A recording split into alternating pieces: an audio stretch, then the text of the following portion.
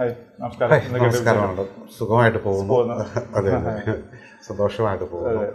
സാറിന് ശരിക്കും ഈ ലൊക്കേഷൻ എവിടെയാണ് സാറ്? ഞങ്ങൾ കറക്റ്റായിട്ട് പറയുകയാണെങ്കിൽ എറണാകുളം ജില്ലയിൽ എറണാകുളം മൂവാറ്റുപുഴ റൂട്ടിൽ ശാസ്താമുകൾ എന്ന് പറയും സ്ഥലത്തിൻ്റെ പേര്. അതായത് എറണാകുളം വൈറ്റ്ലയിൽ നിന്ന് ഏകദേശം ഒരു 8 കിലോമീറ്റർ. അതെ. ഇവിടുത്തെ മെയിൻ മാനുഫാക്ചർ എന്ന് പറഞ്ഞിട്ടുണ്ടെങ്കിൽ ടിഷ്യൂ ആണല്ലേ? അതെ, നമ്മൾ കംപ്ലീറ്റ്ലി ടിഷ്യൂ പ്രോഡക്ട്സ് ആണ്. അത് ഏതൊക്കെ ടൈപ്പ് ടിഷ്യൂ ഉണ്ട്? എല്ലാം അല്ലേ? നമ്മൾ പോക്കറ്റ് ടിഷ്യൂ ഒഴികെ ബാക്കിയുള്ള ഒരുവിധ എല്ലാ പ്രോഡക്ട്സിന്റെയും ഓൺ പ്രൊഡക്ഷൻ ഉണ്ട്. ഓൺ പ്രൊഡക്ഷൻ ഉണ്ട്. നമ്മുടെ ഈ കമ്പനിയുടെ പേര് എന്താണ്? Brand name? കമ്പനിയുടെ പേര് പെപ്കോ എന്നാണ്. പെപ്കോ അതായത് പേപ്പറിന്റെ ഷോർട്ട് ഫോം ആണ്. പേപ്പർ കമ്പനി എന്നുള്ളതിന്റെ ഷോർട്ട് ഫോം ആണ് അത്. ഞങ്ങൾക്ക് ബ്രാൻഡ് എന്ന് പറയാൻ 3 ബ്രാൻഡുണ്ട്. ഒന്ന് കെനിൻ എന്ന് പറയാം, അതായത് ഹൈ ക്വാളിറ്റി. അത് കംപ്ലീറ്റ് വെർജിൻ പൾപ്പിൽ നിന്നുണ്ടാക്കുന്ന ടിഷ്യൂ. അതിൻ്റെ സെക്കൻഡ് ഗ്രേഡ് റീസൈക്കിൾ പൾപ്പിൽ നിന്നുണ്ടാക്കുന്ന അംബാസിഡർ എന്ന് പറഞ്ഞിട്ടൊരു ബ്രാൻഡ്. തേർഡായിട്ട് ഏറ്റവും ലോ റേഞ്ചിലുള്ള ലിയ എന്ന് പറഞ്ഞിട്ടുള്ളൊരു 3 ബ്രാൻഡ് നെയിമിലാണ് അത് പോകുന്നത്. കാരണം എന്താണെന്ന് വെച്ച് കഴിഞ്ഞാൽ പെട്ടെന്ന് മനസ്സിലാവാനുള്ളൊരു എന്താ പറയുക, അതിനൊരു വ്യത്യാസം എന്താണത്? അതിന്റെ ആ ഒരു 3 ടൈപ്പ് എന്ന് പറഞ്ഞല്ലോ. അതെ, അതിന്റെ വ്യത്യാസങ്ങൾ എന്തൊക്കെയാണ്? വ്യത്യാസങ്ങൾ മെയിനായിട്ടെന്ന് പറഞ്ഞാൽ വെർജിൻ ഗ്രേഡ് എന്ന് പറയും. വെർജിൻ ഗ്രേഡ് എന്ന് പറയുമ്പോൾ നമ്മുടെ പ്യുവറായിട്ട് നമ്മുടെ തടിയുടെ പൾപ്പിൽ നിന്നുണ്ടാക്കുന്ന മെറ്റീരിയൽ. അതിൽ നമുക്ക് ഗ്യാരണ്ടി വേണം. കാരണം ഡസ്റ്റ് ഉണ്ടാവില്ല, അതുപോലെ സ്മെൽസ് ഉണ്ടാവില്ല, അങ്ങനെയുള്ള പ്രശ്നങ്ങളൊന്നും വെർജിൻ ഗ്രേഡിൽ വരില്ല. അതായത് ഈ സ്മെല്ലുള്ളത് അത് ശരിക്കും പറഞ്ഞാൽ റീസൈക്കിൾ ആണല്ലോ. അത് റീസൈക്കിൾ പൾപ്പ്. ഏകദേശം ഒരു 40% ഈ വെർജിൻ പൾപ്പും ബാക്കി 60% റീസൈക്കിൾ പൾപ്പ് കൊണ്ടുണ്ടാക്കുന്ന മെറ്റീരിയലാണ്. അതിന് സെമി വെർജിൻ എന്നാ പറയുക. പക്ഷെ അത് നമ്മൾ കൊടുക്കുമ്പോഴും നമ്മൾ അതിനകത്ത് യാതൊരു ഗ്യാരണ്ടിയും പറയില്ല. നമ്മൾ അവരോട് തന്നെ പറയും ഇതുണ്ട്, നാളെ കംപ്ലൈൻറ്റ് വന്നാൽ നമ്മളോട് പറയരുത്. പക്ഷെ പലപ്പോഴും നമ്മുടെ നാട്ടിലെ അവസ്ഥ അനുസരിച്ച് എല്ലാവരും നോക്കുന്ന പൈസയാണ്. തീർച്ചയായിട്ടും ക്വാളിറ്റി അല്ല മെയിനായിട്ട് നോക്കുന്നത്. അപ്പോൾ ഒരു 1000 പാക്കറ്റ് എടുക്കുന്ന ഒരാൾക്ക് ഒരു പാക്കറ്റിന് പുറത്ത് 2 രൂപയുടെ വേരിയേഷൻ വരുമ്പോൾ 2000 രൂപയുടെ വേരിയേഷൻ വന്നു. അവർ ആ ഒരു കാൽക്കുലേഷൻ. പിന്നെ ഏറ്റവും ലോ ക്വാളിറ്റിയാണ് ഹാർഡ് ടിഷ്യൂ എന്ന് പറയും നമ്മുടെ നാട്ടിൽ. അതെന്ന് പറയുമ്പോൾ ശരിക്കും അബ്സോർബൻസി ഇല്ലാത്തൊരു പ്രോഡക്റ്റാണ്. അതുകൊണ്ടാണ് അവിടെ ഇങ്ങനെ എപ്പോഴും നമ്മൾ ഒട്ടിപ്പിടിക്കുകയൊക്കെ ചെയ്യുന്നത്. പലരുടെയും ഇതിൽ വരുമ്പോൾ ഒട്ടിപ്പിടിക്കുകയൊക്കെ ചെയ്യുന്നത്. അങ്ങനെ 3 ഗ്രേഡാണ് ടിഷ്യൂലുള്ളത്. പിന്നെ പ്ലസ് ഓരോ ഇതിൻ്റെ ടിഷ്യൂവിൻ്റെ നമ്മൾ ഉപയോഗം അനുസരിച്ചിട്ട് അതിൻ്റെ എന്താ പറയുക തിക്നെസ് GSM കൂടും കുറയും. അത് നമ്മൾ തന്നെ സെലക്ട് ചെയ്യുന്നതാണ്. കാരണം ഇപ്പോൾ നമ്മൾ ചില സ്ഥലങ്ങൾ കിച്ചൺ പേപ്പറൊക്കെ എടുത്തിട്ട് ഒരു പഴംപൊരി അതിലേക്ക് വെച്ച് കഴിഞ്ഞാൽ അവസാനം ഈ പഴംപൊരിയിൽ നമ്മളെ പേപ്പർ പൊളിക്കാൻ നിൽക്കണം. വ്യത്യാസങ്ങൾ. അപ്പോൾ അതെന്തുകൊണ്ടാണെന്ന് ചോദിച്ചു കഴിഞ്ഞാൽ ആ പേപ്പർ ഒരിക്കലും കിച്ചൺ യൂസിന് യോജിക്കുന്നതല്ല. അപ്പൊ കിച്ചൺ യൂസിന് ഉപയോഗിക്കണമെന്നുണ്ടെങ്കിൽ കുറച്ച് തിക്കായിട്ടുള്ള പേപ്പറായിരിക്കും. GSM കൂടണം. ആ എണ്ണ അതിലേക്ക് അബ്സോർബ് ചെയ്യാനുള്ള പവർ ആ പേപ്പറിന് വേണം. അതാണ് അതിന്റെ വേരിയേഷൻ എന്ന് പറയുന്നത്. ഞങ്ങളിപ്പോൾ കിച്ചൺ പർപ്പസിന് വേണ്ടിയിട്ട് ഉപയോഗിക്കുന്നത് 42 GSM പേപ്പറാണ്. 42 GSM പേപ്പറാണ്. അപ്പോൾ എന്ന് വെച്ചാൽ ശരിക്കും അബ്സോർബേഷൻ കിട്ടുവാനായിട്ട്. അതുപോലെ സാറേ ഈ ഒരു മെറ്റീരിയൽ നമ്മൾ എവിടെ നിന്നാണ് നമ്മൾ പർച്ചേസ് ചെയ്യുന്നത്? ഇതിൻ്റെ ഈ പ്രസന്റ് കണ്ടീഷനിൽ ഇന്ത്യയിൽ 2 കമ്പനികളുള്ള വെർജിൻ ഗ്രേഡ് ടിഷ്യൂ ഉണ്ടാക്കുന്നത്. ഒന്ന് ഉത്തരാഖണ്ഡാണ്, സെഞ്ചുറി പൾപ്പ് എന്ന് പറയും. 2 ബംഗാളിലാണ്, ഓറിയൻ പൾപ്പ്, ഓറിയൻ എന്ന് പറഞ്ഞിട്ട് കമ്പനി. ഇപ്പോൾ 2-3 പുതിയ കമ്പനികൾ വരുന്നുണ്ട്. ഇപ്പോൾ ഒരെണ്ണം സ്റ്റാർട്ട് ചെയ്തു, ജാനി എന്ന് പറഞ്ഞ് ഗുജറാത്തിലൊന്ന് സ്റ്റാർട്ട് ചെയ്തു. അപ്പോൾ ഇനിയിപ്പോൾ ഇതുവരെ ഉണ്ടായിരുന്ന അവരുടെ മൊണോപോളിയിൽ വ്യത്യാസം വരും. അതുപോലെ പ്രൈസിലും വ്യത്യാസം വരും. പ്രൈസിലും അതുപോലെ ഇപ്പോൾ നമ്മുടെ എത്ര ടൈപ്പ് ടിഷ്യൂസ് ഉണ്ട് നമുക്കിപ്പോൾ അവൈലബിൾ ഇപ്പോൾ മാനുഫാക്ചർ ചെയ്യുന്നത്? ഞങ്ങൾ മാനുഫാക്ചർ ചെയ്യാന്ന് വെച്ചാൽ മെയിനായിട്ട് ഇപ്പോൾ ബോക്സ് ടിഷ്യൂ, അതിന് ഫേഷ്യൽ ഗ്രേഡ് എന്ന് പറയുന്നത്. അടുത്ത ഗ്രേഡ് എന്ന് പറയുന്നത് നാപ്കിൻ ഗ്രേഡ്. അതായത് നമ്മളിപ്പോൾ സാധാരണ ഹോട്ടലിൽ അതിന് നാപ്കിൻ ഗ്രേഡ് എന്ന് പറയും. ഈ നാപ്കിൻ ഗ്രേഡിൽ തന്നെ പല സൈസിലുള്ളതുണ്ടാവും. 30-30 ഉണ്ടാവും, 40-40 ഉണ്ടാവും, 30-20 ഉണ്ടാവും, 20-20 ഉണ്ടാവും. അതിൽ തന്നെ പല സൈസുകളുള്ളത് ഇത്. അടുത്തതെന്ന് പറയുന്നത് ടോയ്ലറ്റ് ഗ്രേഡ്, അതായത് ടോയ്ലറ്റ് ടിഷ്യൂ, ടോയ്ലറ്റ് റോൾസ്. അടുത്ത് ടവൽ ഗ്രേഡ് എന്ന് പറയും. ടവൽ ഗ്രേഡിലാണ് നമ്മുടെ കിച്ചൺ റോൾസ്, അതുപോലെ തന്നെ ഹോസ്പിറ്റൽ ബെഡ് റോൾസ്, അതൊക്കെ വരുന്നത് ടവൽ ഗ്രേഡിലാണ് വരിക. അപ്പോൾ അതിൻ്റെ ഉപയോഗം അനുസരിച്ചിട്ട് അതിൻ്റെ നമ്മളതിൻ്റെ ക്വാളിറ്റി മാറ്റിക്കൊണ്ടിരിക്കും മെയിനായിട്ട്. ഇത് അതാണ് നമ്മുടെ ഹോട്ടൽസിലും ഹോസ്പിറ്റലുകളും തമ്മിലുള്ള ഒരു വ്യത്യാസങ്ങൾ ഉണ്ടാവില്ലേ? അവിടെ കൂടുതലും നമ്മൾ ടിഷ്യൂസൊക്കെ ഹോട്ടൽസ് എന്ന് പറയുമ്പോൾ മെയിനായിട്ട് പോകുന്നത് 3 കാറ്റഗറി ഉണ്ടാവുള്ളൂ. ഒന്ന് മെയിനായിട്ട് പോകുന്നത് നാപ്കിൻ ഗ്രേഡ്, 2 നല്ല നല്ല ഹോട്ടൽസിലാണെങ്കിൽ ഈ ടവൽ ഗ്രേഡ് പോകും, അത് അത്യാവശ്യം നല്ല ക്വാളിറ്റി പോകും. അസുഖത്തൊരു ഹോസ്പിറ്റൽ എന്ന് പറഞ്ഞു കഴിഞ്ഞാൽ അവർക്ക് ഈ പറഞ്ഞ എല്ലാ ടൈപ്പിലുള്ള ടിഷ്യൂസും വേണം. കാരണം അവർക്ക് കിച്ചൺ യൂസ് ഉണ്ടാവും, മറ്റേ അവരുടെ ലാബ് യൂസ് ഉണ്ടാവും, അതുപോലെ തന്നെ ടവൽ ഗ്രേഡ് യൂസ് ചെയ്യേണ്ടവരും, അല്ല എല്ലാ ടോയ്ലറ്റ് എല്ലാ സെഗ്മെന്റും. അപ്പൊ ഹോസ്പിറ്റലാകുമ്പോൾ നല്ല ഹോസ്പിറ്റൽ നമുക്ക് നല്ല ക്വാണ്ടിറ്റി ഉണ്ടാവും. അതുപോലെ തന്നെ സാർ ഈ ഒരു ഫീൽഡിലേക്ക് വരാനുള്ളൊരു വഴിത്തിരി വന്നോ? ബൈ ചാൻസ് വന്നതാണ്. നമ്മൾ ഈ ഒരു ഞാൻ ഇതിനു മുമ്പ് ദുബായിലുണ്ടായിരുന്നു. അപ്പോൾ അവിടെ എക്സിബിഷൻ ഇൻഡസ്ട്രിയുടെ മാർക്കറ്റിങ്ങിലായിരുന്നു. അപ്പോൾ നമുക്ക് ഉണ്ടായിരുന്ന ഒരു എക്സ്പീരിയൻസ് എന്ന് പറയുന്നത് മാർക്കറ്റിംഗ് നമുക്കറിയാം, അതായത് നമുക്ക് വിറ്റെടുക്കാന്നുള്ളൊരു ധൈര്യം അതിനകത്തുണ്ടായിരുന്നു. പ്ലസ് ഫുജേറയിൽ ഒരു ടിഷ്യൂ കമ്പനി ഉണ്ടായിരുന്നു, ടിഷ്യൂ കമ്പനി. അപ്പോൾ ഇപ്പോൾ അറബികളുടെ ആയിരുന്നു. അപ്പോൾ പേഴ്സണലി എനിക്ക് അവരുമായിട്ട് നല്ല അടുപ്പമുണ്ടായിരുന്നു. പക്ഷെ ഞാൻ അവരുടെ കമ്പനി അകത്ത് പോലും കയറി കണ്ടിട്ടില്ല. ജസ്റ്റ് ഇങ്ങനൊരു കമ്പനി ഉണ്ടെന്ന് അറിയാം, അല്ലാണ്ട് അവരുടെ മാനുഫാക്ചറിങ് സൈഡോ അങ്ങനെയുള്ള ഒരു സൈഡും നമ്മൾ കയറി കണ്ടിട്ടില്ല. അപ്പോൾ അങ്ങനെ ഇരിക്കുന്ന സമയത്ത് ഞാനൊരു എന്താ പറയുക, ഗൾഫിൽ നിന്ന് പോരുന്നത് അസുഖമായിട്ടാണ് പോരുന്നത്. അതിനുശേഷം ഒരു 1.5 വർഷം ബെഡിലായിരുന്നു. അപ്പോൾ പിന്നെ തിരിച്ചു പോകാനുള്ള മടി കൊണ്ട് നമുക്ക് എന്തെങ്കിലും തുടങ്ങണം എന്നുള്ളൊരു ആശയത്തിൽ തുടങ്ങിയതാണത്. അപ്പോൾ ശരിക്കും പറഞ്ഞാൽ അന്ന് ഇങ്ങനെ ഒരു ഈ ഒരു ഫീൽഡിലേക്ക് വരാനുള്ള ഒരു മോട്ടിവേഷൻ വെച്ചാൽ അന്ന് ഞാൻ കണ്ടെടുത്തോളം എല്ലായിടത്തും ടിഷ്യൂ ഉപയോഗിക്കുന്നുണ്ട്.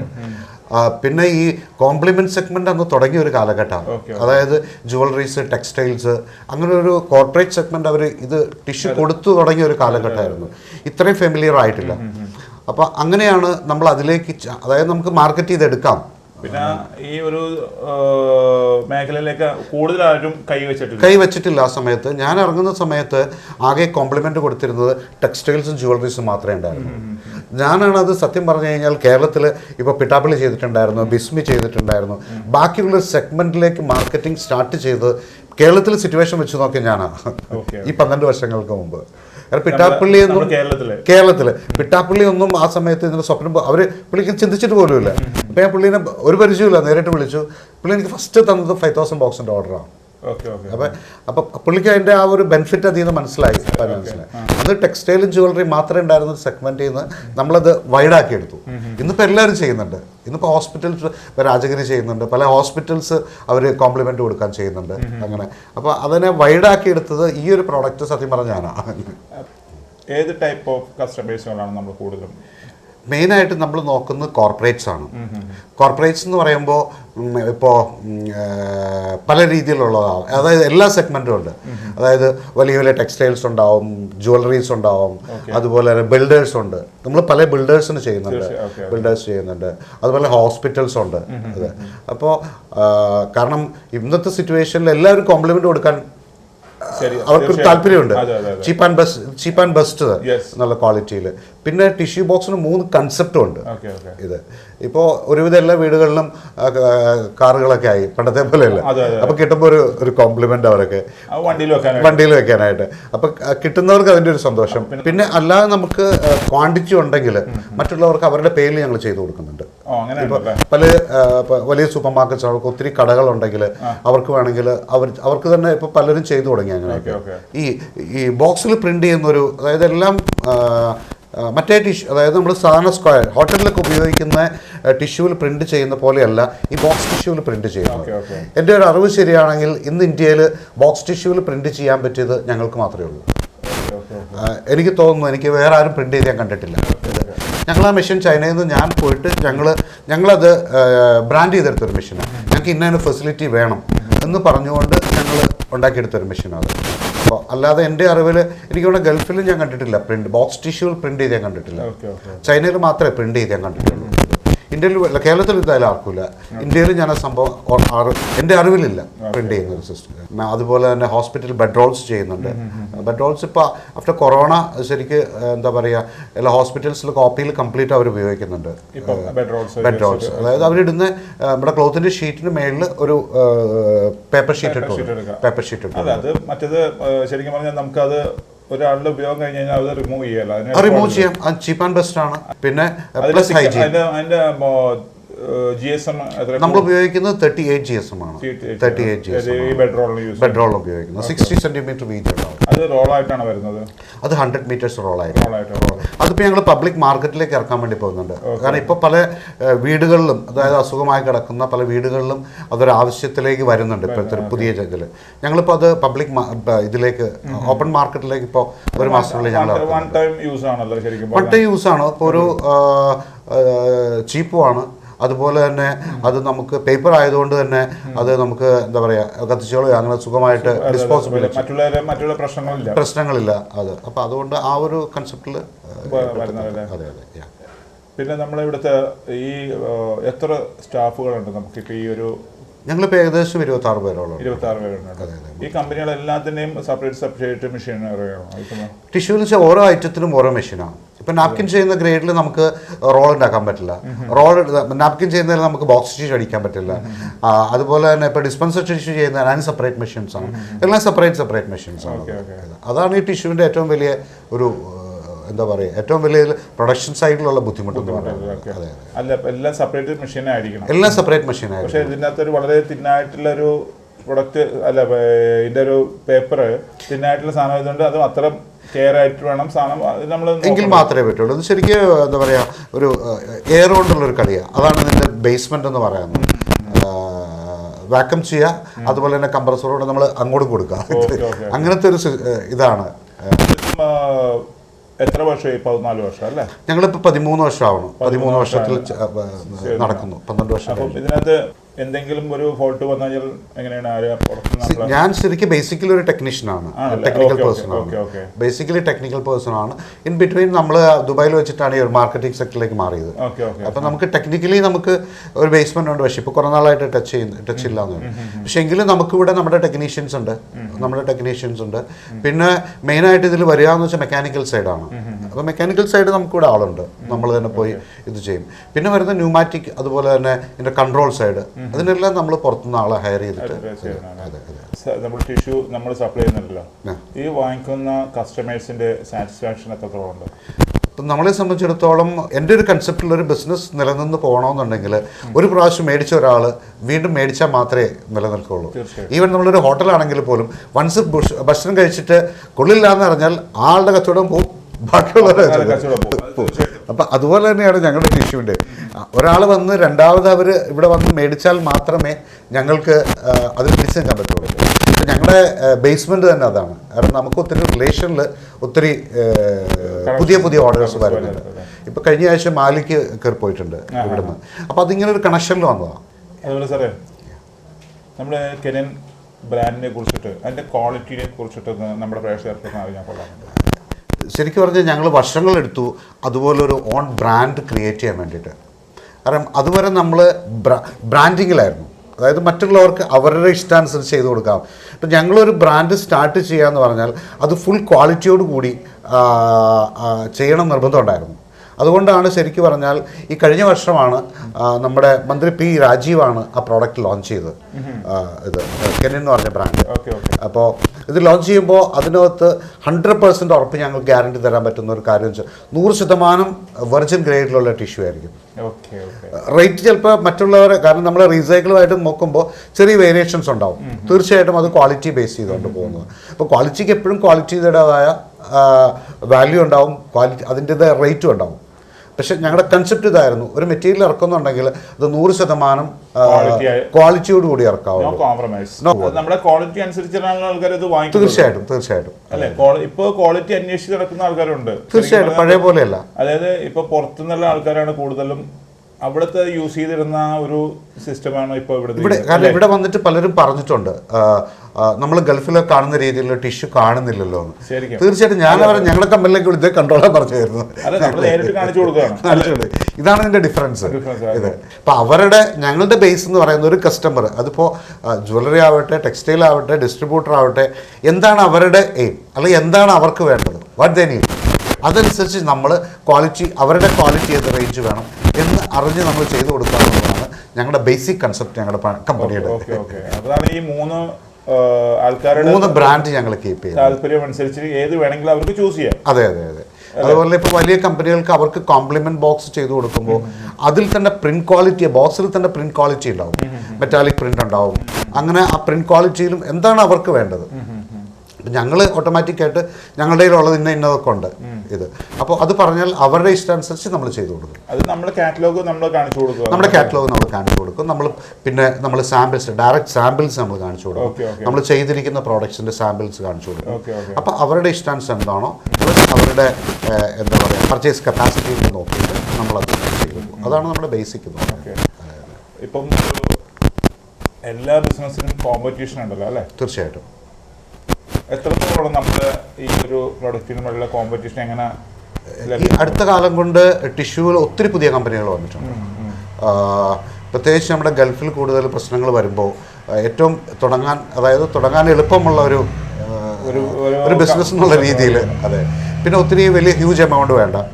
പക്ഷെ ഇതെല്ലാം കഴിഞ്ഞ് നമ്മൾ മാർക്കറ്റിലേക്ക് ചെല്ലുമ്പോഴാണ് അതിൻ്റെ മാർക്കറ്റിൽ ഒരു കോമ്പറ്റീഷൻ നമ്മൾ മനസ്സിലാക്കുന്നത്. പലപ്പോഴും മാർക്കറ്റിൽ എനിക്കറിയാവുന്നവർ തന്നെയുണ്ട്, അവർ തുടങ്ങിയപ്പോൾ വളരെ ഇത് നീറ്റായിട്ട് തുടങ്ങി, പക്ഷെ മാർക്കറ്റിൽ പിടിച്ചു നിൽക്കാതെ വിറ്റുപോകുന്ന ഒത്തിരി സംഭവങ്ങൾ ഇപ്പോൾ ഉണ്ട്. ഒന്നത് അവർ സ്റ്റഡി ചെയ്തിട്ടല്ല ഇതിലേക്ക് ഇറങ്ങുന്നത്. 2 അവരുടെ മാർക്കറ്റിംഗ് സ്ട്രെങ്ത്. ഇത് രണ്ടും ഒരു വലിയ ഘടകം തന്നെയാണ്. ന്യൂജൻ കാലഘട്ടമാണല്ലോ. അതെ അതെ. അവർക്ക് കൊടുക്കാവുന്ന ഒരു മെസ്സേജ് എന്താണ്? സത്യം പറഞ്ഞാൽ മെയിനായിട്ട് ന്യൂജനിൽ ഹാർഡ് വർക്ക് ചെയ്യാൻ താല്പര്യപ്പെടുക. പിന്നെ എന്താണ് നമ്മൾ ചെയ്തതെന്നൊന്ന് മനസ്സിലാക്കാനുള്ള, നമ്മൾ ചെയ്യുന്നത് അത് ആർക്കാ വേണ്ടത് എന്ന് അറിഞ്ഞ് മാർക്കറ്റ് ചെയ്യാനുള്ള ഒരു ബേസ്മെൻറ്റ്. ഇത് രണ്ടും ഉണ്ടെങ്കിൽ ഒരു പരിധി വരെ പിടിച്ചു നിൽക്കാം. കുറേ കാശ് മുടക്കി പൈസ കൊണ്ട് മാത്രം ഒരു ബിസിനസ് ഒരിക്കലും മുന്നോട്ട് കൊണ്ടുപോകാൻ സാധിക്കില്ല. ക്വാളിറ്റി, ക്വാണ്ടിറ്റി, ടൈം, ഇതാണ് ഒരു ബിസിനസിന്റെ ഹാർട്ടാണ് ശരിക്കും പറഞ്ഞത്. ഏതൊരു സ്ഥാപനത്തിന്റെ മെയിൻ ഇവിടുത്തെ സ്റ്റാഫ് ഒരു സംശയമില്ല. ഒരു വ്യക്തി എന്നുള്ളൊരു ഇപ്പോൾ ഒരു നടത്തുന്ന വ്യക്തി എന്നുള്ള രീതിയിൽ ഒരു വ്യക്തിക്കൊന്നും ചെയ്യാൻ പറ്റില്ല. തീർച്ചയായും. അപ്പോൾ ഒരു വ്യക്തി ഇപ്പോൾ ഒരു ഓർഡർ എടുത്ത് ഇവിടെ ഞാൻ കൊണ്ടുവന്നാൽ പോലും അത് സ്പ്ലിറ്റ് ചെയ്ത് അത് ബാക്കിയുള്ള അതിൻ്റെ ഡിസൈൻസ് അതൊക്കെ ടൈമിൽ ചെയ്ത് കൊടുത്താൽ മാത്രമേ നമുക്ക് ഡെലിവറി കറക്റ്റ് കൊടുക്കാൻ പറ്റുള്ളൂ.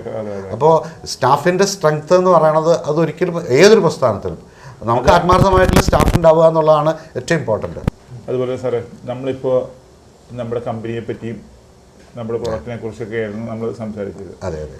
ഇനി ചോദിക്കാനുള്ളത് നമ്മൾ ഇനി ഫാമിലിയിലേക്കാണ്. ഓക്കെ. ആരൊക്കെയുണ്ട് സാറിന് ഫാമിലിയിലേക്ക്?